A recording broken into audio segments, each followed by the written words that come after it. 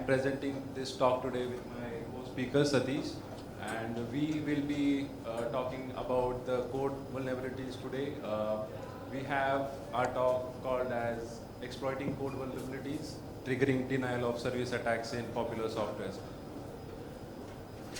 So this is the outline today. We'll talk a little bit about us. We'll give an introduction on what we do and what we fix. Then I'll explain some basic concepts of DOS attacks and DDoS attacks. We have some examples that are that were vulnerable to the attacks. So we have some good examples and demos listed up. And we will share some mitigations and fixes and precautions that we need to take to make some, to avoid these attacks. Then we have some resources where you can check out some of the good CVs and what they did, what they affected, and we'll open up for questions. Yeah. So a little bit about me. I am myself Suyash Nalwade. I have been working as an associate software maintenance engineer with the RHEL SE team. We fix applications related to network and infrastructure. So I work on primarily both of these applications. Other than that, I like to play badminton and I go on some random spontaneous trips. I'll ask Satish to introduce him. Hello. Well, I'm Satish Mane. Audible? Yeah. Well, I'm Satish Mane. I am CS engineer with 1 year of experience at Red Hat, and I mostly work on platform core services of RHEL. I like to write shairis and go on a mountain treks. So yeah, that's all about myself. So next slides. Yeah, in this session we will be doing like CV fixing. What we do. This is all about what we do as a software maintenance engineer at Red Hat. Basically, we fixing the CVs of the popular softwares like Node.js, Python setup tools, like this kind of work we do. So in this session, you will understand what is DOS, then popular DOS in modern applications as well. So that we will see next. Yeah, first of all, let's understand what is DOS. So how many of you know about the DOS? Okay, that sounds great. Okay, so I'll explain DOS in a lame language. Let's say there is one coffee shop, okay, and there are some seating capacity. Let's say 100 people can sit, and yes, there is a shop, 100 people can sit, and once there is a some pranksters came to that shop and occupy all the seats, all the 100 seats. What will happen? What do you think? What will happen? Yeah, when the legitimate customer wants to sit and take a coffee, he will not be able to take. So it is denial of service. So in simple terms, that is a denial of service. So in modern application, what happens? Let's say there is a web application running on web. So what attackers do, send a sync packet request, fake sync packet request, a lot of to that server so that legit customer can't get the access to it. So I'll demo that as well. Next slides. Okay, I'll just show you the basic demo of that. You can pause the video.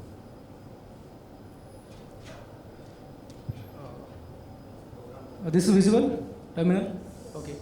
So, this is my RHEL machine. It has a running HTTP server, as you can see. The service is active. It's running on port 80. And I'll just check. Basically, I'll show what is a DOS attack and what are the stats. If you can see this, there is a CPU usage and memory and everything of that.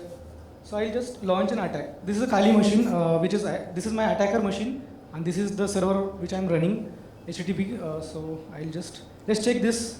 Okay. First of all, I'll show you access this. Wait. Just a second. I'll access that server.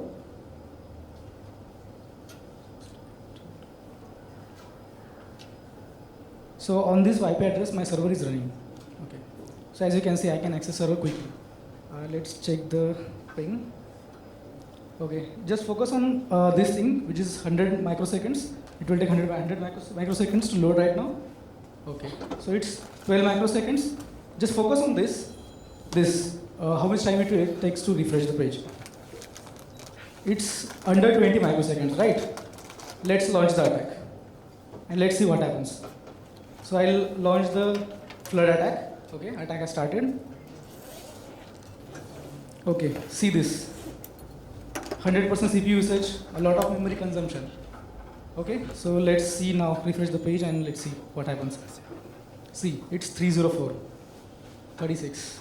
So it's keep changing, 270. So basically we are taking like lot time to access the web page because we are sending a lot of flood fake requests to that web page. So it will like kind of prevent legit user to access that website. So it's like that. See, it's increasing a lot. And you can see the CPU usage as well. It's on high. If I stop this, see, it's normal.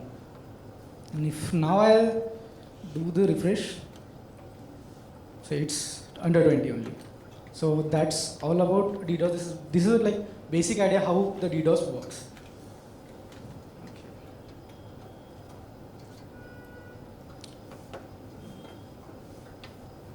Yeah. So there are some popular vulnerabilities in setup tools. Like I'll give the one example of this Python setup tool. Imagine that you are sitting in your home, you are working from home, you are sitting at your home. You are installing one package, pip install, and something with the through that setup tool package manager with the Python. You have fire the command pip install your package name and enter. Okay. So now you are waiting. You are waiting it to get finished. You are just sitting on a couch, relax, taking a sip of your coffee, and you are waiting it to get finished. Then suddenly, boom, what happens? Your CPU spikes, rocket spike to 100%, your memory uses to 100%, and your computer got freeze. So what happened right now? You have any idea? You just got hit by CV, which is this, 2022400897.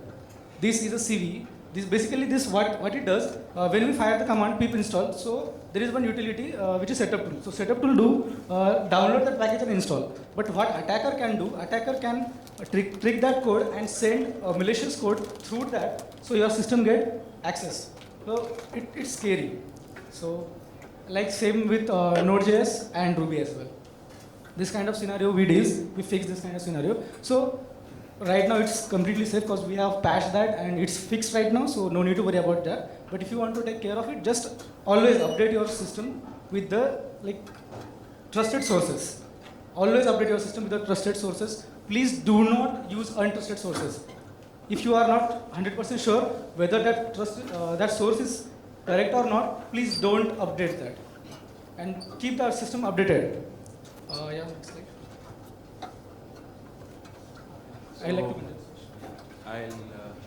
take up the next things. So we have two CVs more as an example. So varnish cache is used by some of the web applications as well, and libexpat is used to query the XML files. So what attackers can do is use the HTTP malicious code, and there was a security flaw in HTTP 2 that was recently fixed. So an attacker could use that security flaw and crash your varnish server. So again, it has a very huge impact on your machines and from your products as well. So if you have, let's imagine if it is a software vendor which is providing applications to other customers as well. So if it gets if the attackers disrupt the service, then the customers won't be able to use it. Like it happens with net banking. We had some. It was not a completely attack, but when we tried to book the recent concert tickets with the ticket vendors, right? So a lot of people were using the services. So it got up to the 100% usage. So not a lot of people were able to access the other sites as well. So whenever this kind of things happen, there is disruption of service and loss of customers and trust. So we have a short demo of a real-time DOS attack. We have it recorded because it would be a little bit difficult to show it live. So we have a recorded demo attack that we just did yesterday, and it is in a safe environment, so no need to worry. So we'll show the attack mode.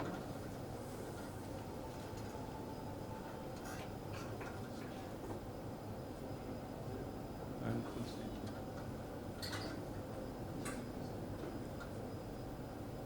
Yeah. So I'll explain a little bit. Here we have 4 terminals. This is the client server. Here we have Node.js installed. We have SSH into the same client server to show the usage and the processes. And there is, in the right corner, there is an attack server from where we will launch the code.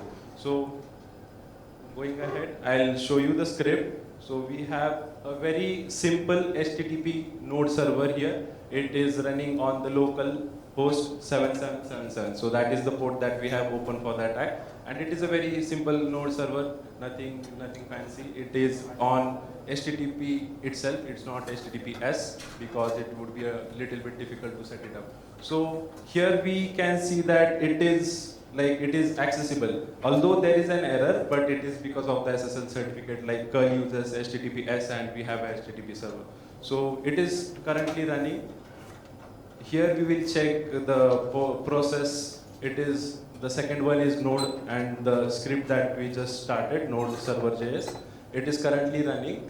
And then there is the resource consumption. So currently there is no high CPU usage as such from the Node server. And once we launch the attack, so we'll launch the attack here. Yeah. So the resource consumption goes up. Here we are sending multiple frames. I'll explain what the CV is in detail. And after sending a lot of data, it just crashes. So it is a denial of service. Like nobody that wants to use the port or the server won't be able to access it. And we'll verify it once more. So the process is gone, like the server just crashed. So an attacker could disrupt your services and applications.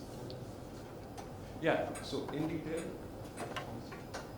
So I'll explain the CV in detail. So the HTTP2 application had a security flaw in it that people were able to send continuous frames to the client server. So continuous frames working like, let's say we have a series of data and we'll send one frame at one time and we'll have an end tag at the last frame. So some attackers, like the script we wrote, it did not have any end tag. So it was just going on sending.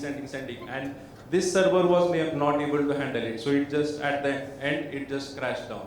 So this is how attackers launch attacks. It is a very small thing, but in real-time situations, like they make use of these exploits and crash good applications as well.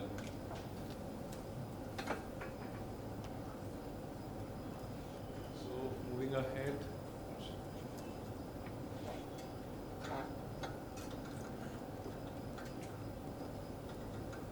Yeah. So how could you mitigate these issues? The best and the most important thing is that your product security teams must look into the CVs that are currently running or that are listed on the websites. So there are a lot of resource websites that I'll explain later, but your product security team should be good. So yeah, if you know it, then you can basically mitigate the issues beforehand. Know what you use. When you develop applications or write software that uses external libraries, make sure that you use good, as he said, like good quality software, good quality libraries, and from trusted sources. Like we had an example of the XZ library that was happened recently in 2024 or 2023. Like some hackers posed as maintainers to these libraries and contributed malicious code open source, and it was just a nightmare for all of the people. So make sure that you use good sources. Going ahead, we have servers, so the system admins should try to restrict permissions to other extended users, like the other users should not get elevated permissions or root access. So we can basically block block the attackers beforehand. Firewalls and IDS would help, but it is, again, some of them are passive, not very active components. So if we know some attack vectors beforehand, we can just block the request from the firewalls itself. So it is a good precautions, we can say, but not very useful, but still would help a little bit. Disable unused features. This would be very good option if you want to deploy the applications on your trusted servers. So just some months before, we had a cups filters issue that was exploited, and the cups filter issue was like the system starts the service without like we don't have to start it. It's on by default. So yeah, auto start. So it's on by default, and we don't need, like, who is going to print from a server? If it is a use case, then it's fine, but most of the people don't print something from the servers. So it would have been a very good thing, like if people would have just stopped the service or disabled it. And the impact was on about 3 lakh servers. 300,000 servers were impacted due to this, and then it was a fix that was just delivered in like 7 days. So we had to fix the issue on very short duration. Precautions, we can take some precautions to mitigate the issues. We can ask vendors for patches for security flaws. Like we provide patches at very less durations. We have some of the critical patches that were delivered in nearby to 5 or 7 business days. So we can ask the vendors that you get your softwares or applications from to provide the patches at regular intervals. And being updated is the most simple thing you can do. It would benefit you for the other flaws as well. So if there is a security flaw in another application, then you can use the softwares to patch that as well. So I'll hand it over to Satish to explain the statistics. Well, these are the statistics of recent attacks in 2018, 19, 20, 21, and 2023.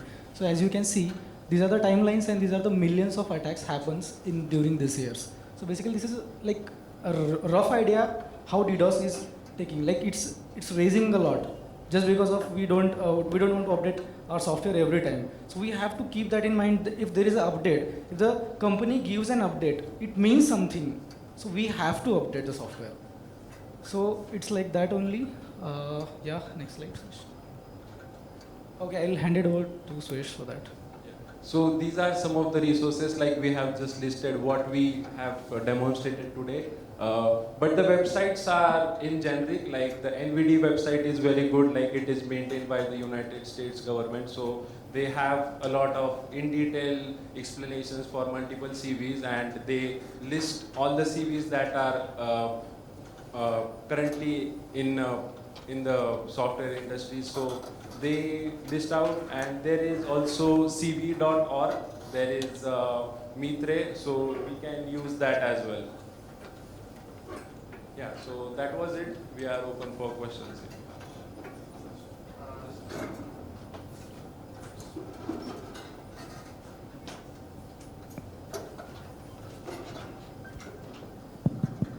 Hello, my name is Gaurav. Great session so far, and my question was that since I am into red teaming, so I'll be asking you regarding the error we were facing in that curl. So since the website was HTTP and curl is using HTTPS, so can we use SSL strip and bypass that error? Yeah, of course. But we just did not do it because... Yeah, that is for the demonstration purpose. Yeah, I was asking in general, is it possible to bypass that error? Yeah, it's possible, right? If you install SSL certificates on the server, then it will just curl it. Right. Yeah. SSL certificates, and you need to make sure that you are connecting it through a verified, make a genuine request basically. Yeah, and then using SSL strip, we are able to get rid of that SSL certificate. And when we're talking about TCL certificate, then that is something that we cannot remove, right? As of now. Yeah. Okay. Thank you.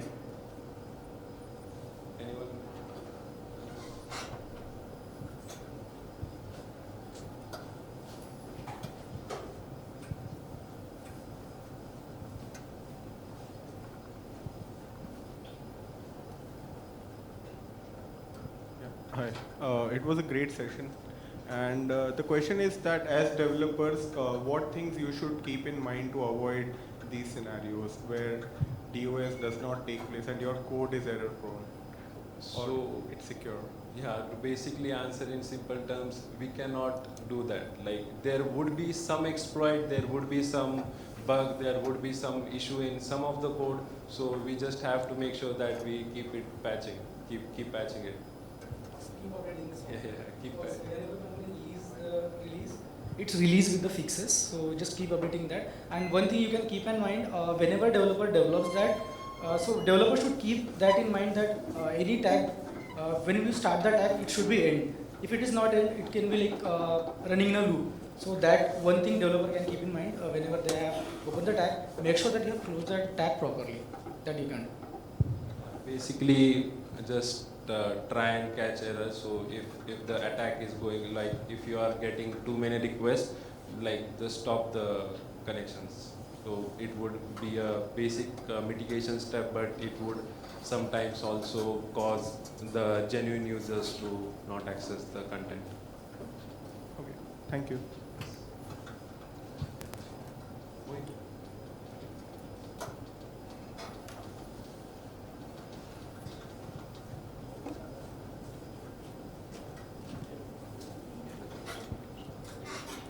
So as you suggested that we should block the incoming source of the thread. So that is good for a single DOS attack. But when we are dealing with DDoS, that is distributed denial of service, when there's a botnet of a lot of attackers, maybe millions. Yes, exactly. So how do you deal with that? Well, we can use Wireshark to monitor that attack. Whenever we get a spike in the CPU usage and memory usage, at that time we have some monitoring software, so just like the packet filtering, which is Wireshark. So we can check Wireshark, we add a filter of HTTP, and then we check in which, like there are some, let's say five spoof attacks happen. So 5 IPs continuously hitting to the server. So we can monitor how many seconds and how many requests they send per seconds, and we can identify that is a like DOS.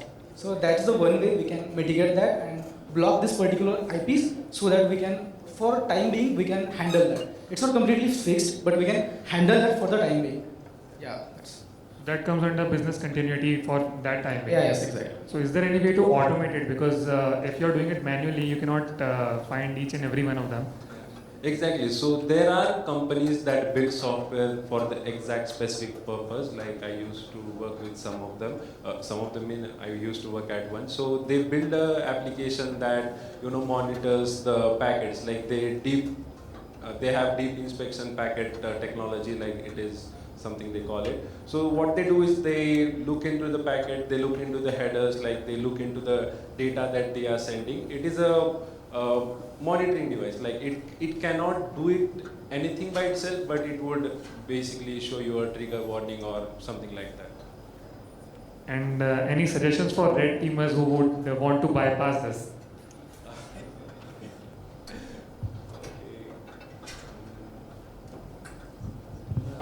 I don't think so, but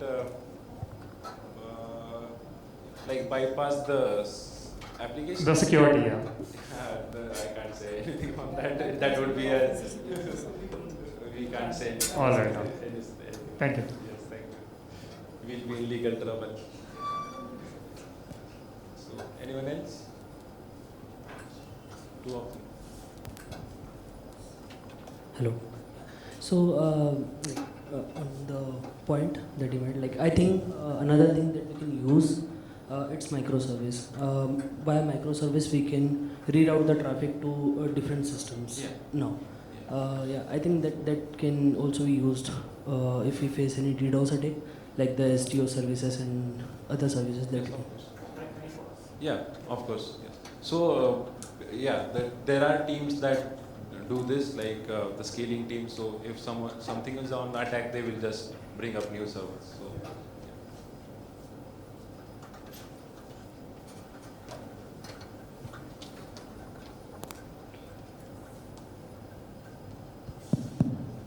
So my question was, what are some good sources, or what are the things that a person, I am a developer, that I should know, the networking concepts you said, like using Wireshark, packet monitoring, and like you used Kali Linux for the purpose. Like I know that Kali Linux is a tool where people use for as a Hacking. what they say pen testing Pen thing. So how do we learn it? You have some suggestions? Source. My first thing I'll say is YouTube. Like you get everything for free, and I'll share something that has been valuable for me. Like the certifications that you do, like from the basic companies or basic things from like everybody is giving out certifications. So that a lot of them don't matter when you have the skills. Like I know people who have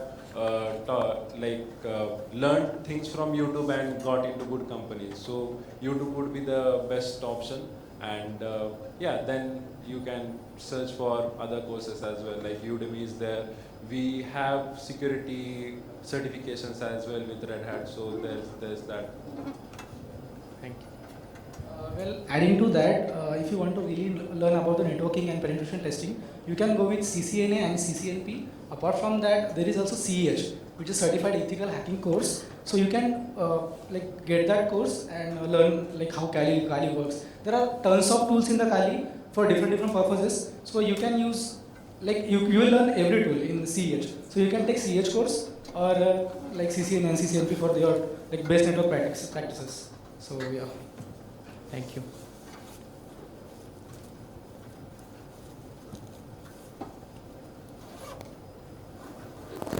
It was a good session. We got something new things, and my question is that if we have the downtime on the server now, in that case, how we manage that scenario? Well, in that case, most of the companies are using Kubernetes and OpenShift for scalability. So there are some if the mains node gets down, there are some deployments. So we can deploy the deployments and get the another server up and running, route all traffic to that server, and fix the server that is under attack. So that is one of the way we can handle that. Okay, thank you. Any questions?